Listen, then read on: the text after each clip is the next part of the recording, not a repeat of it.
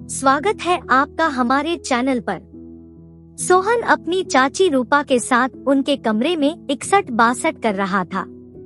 तभी सोहन बोला, चाची तुम्हारे रूम का फाटक अब ढीला पड़ गया है, मुझे अब मजा नहीं आता है। मैं कहीं और चला जाऊंगा और वहाँ नया रूम की तलाश करूंगा। दोस्तों, चढ़ती जवानी और बेलगाम हवस की यह कहानी सोहन नाम के लड़के की है। वह अपने गांव के रिश्ते में चाची लगने वाली रूपा के घर किराए का रूम लेकर चाय पकोड़े की दुकान चलाता था। रूपा का पति शहर में रहकर मजदूरी का काम करता था, जिसके चलते रूपा अपनी ननद रीमा के साथ घर में अकेली रहती थी। पति के शहर में होने की वजह से रूपा जब जब सोहन को देखती थी तो उसे कुछ कुछ होने लगता था। ऐसे ही एक दिन रूपा अपने भतीजे सोहन के पास जाकर मुस्कुराते हुए बोली, सोहन तुम खाना अपने हाथों से मत बनाया करो, हमारे यहाँ आकर खा लिया करो, क्योंकि तुम खाना बनाते वक्त बहुत परेशान हो जाते हो। सोहन बोला, ठीक है चाची।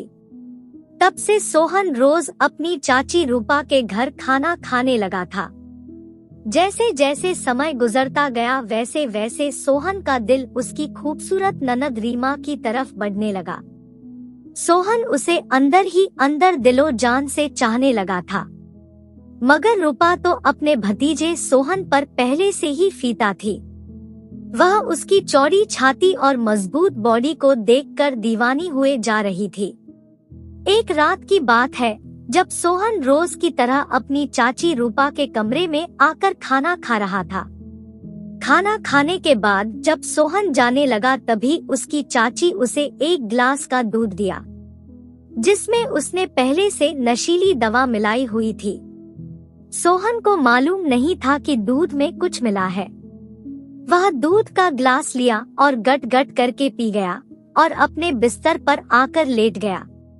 कुछ देर बाद रूपा अपने जिस्म की गर्मी को शांत करने के लिए नौजवान भतीजे के रूम में पहुंच गई और उसके बगल में बैठकर उसके शरीर को स्पर्श करने लगी थी। जिसके बाद सोहन, जो कि पहले से ही नशे में था, चाची रूपा के स्पर्श से वह बुरी तरह पागल होने लगा। जब उससे कंट्रोल नहीं हुआ तब उसने अपनी चाची रूपा को अपने गोद में उठाकर बिस्तर पर लेटा दिया। फिर क्या था, दोनों बंद कमरे में अपने जिस्म की प्यास को बुझाने लगे। अब एक बार हुआ तो आए दिन रात के अंधेरे में चाची भतीजे के साथ बंद कमरे में 61-62 करने लगी थी। मगर सोहन तो अपनी चाची की ननद रीमा का दीवाना हो गया था। वह एक दिन रूपा से बोला, तुम्हारे रूम का फाटक अब बड़ा हो गया है, मुझे मजा नहीं आता है, अब मुझे कहीं और जाना पड़ेगा। रूपा सोहन के प्यार की दीवानी हो चुकी थी। वह उसे किसी भी हाल में खोना नहीं चाहती थी। मोना काफी देर सोचने के बाद बोली, तो मेरी ननद का रूम है, उसका ले लो। उसका तो दरवाजा टाइट होगा, तुम उसी के रूम में शिफ्ट हो जाओ। लेकिन मुझे भूलना मत, मेरा भी ख्याल रखना। रूपा के मुंह से ऐसा शब्द सुनते ही सोहन पानी पानी हो गया। फौरन यहाँ देर ना करते हुए तुरंत पहुँच गया जहाँ रूपा की ननद रीमा सोई हुई थी। अब जैसे ही सोहन रीमा के साथ हरकतें करने लगा, रीमा तो पहले से ही जानती थी कि सोहन और भाभी का चक्कर चल रहा है, क्योंकि जो कुछ भी हो रहा था दोनों की मर्जी से।